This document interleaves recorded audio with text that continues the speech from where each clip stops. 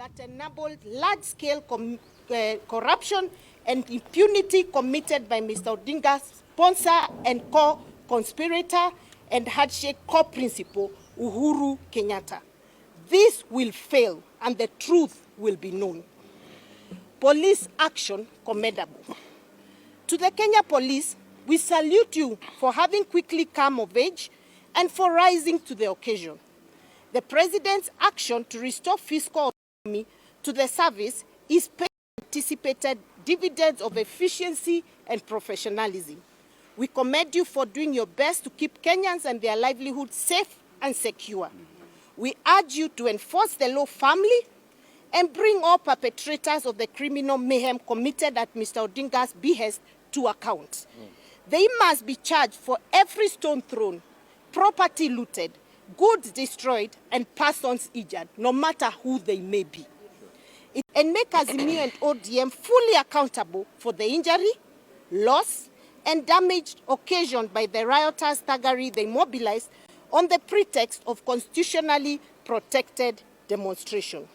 We urge a reckoning of the damages and the speedy accountability in conjunction with the registrar of political parties. Finally, it is time to confront a ridiculous predicament that has remained unresolved for a very long time. The government must determine once and for all if Mr. Odinga is above the law. If he is above the law, there is no further purpose in asking anyone else to obey the law.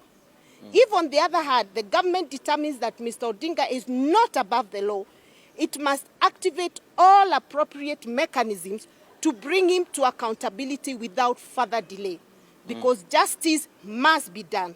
That time is now or never. Thank you very much. Right. Yeah, I think What the leadership had more. Yeah, and the SG. I go first? Yes. Okay. I join the rest of my colleagues in saying three quick things about yesterday's unfortunate events in our country. Number one, I wish to commend the restraint of the Kenya Kwanza supporters. I know many of them watched with utter shock and dismay as their lives were unnecessarily interrupted.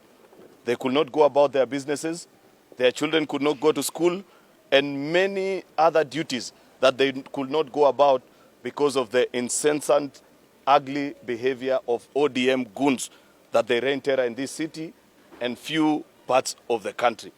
I have seen messages from many of them to these leaders that are behind me here, asking them, up to when shall we allow these people to continue to blackmail us and stop our day routines with reckless abandon?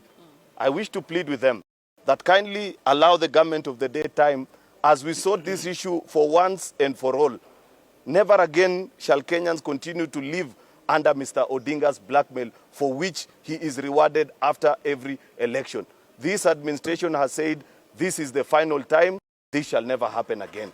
Second, I wish to join the rest of my colleagues in celebrating our police officers who, despite a lot of provocation from ODM goons, you saw police officers innocently standing in stifling hot sun, being hunted like dogs by ODM mandarins.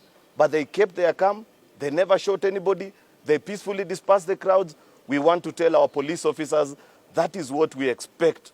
The only challenge that we want to give to the police is that those looters that are publicly known, those that have been captured on cameras, breaking up meetings, stoning people's vehicles, going into business premises, we want to see them arrested and arrested right now. The leaders that have been accompanying them into these demonstrations, they also need to be arrested and brought to book. But we celebrate the good work of our police officers. We know you're working under very difficult circumstances. It was not difficult for you to shoot some of the people that were clearly provoking you, but you kept your calm and you maintained peace and order and protected people's property. We celebrate you as our police officers. That is what we expect of you. We hope that we shall continue to hold firm despite all that intimidation and threats that is coming from the... Mtazamaji, ni viongozi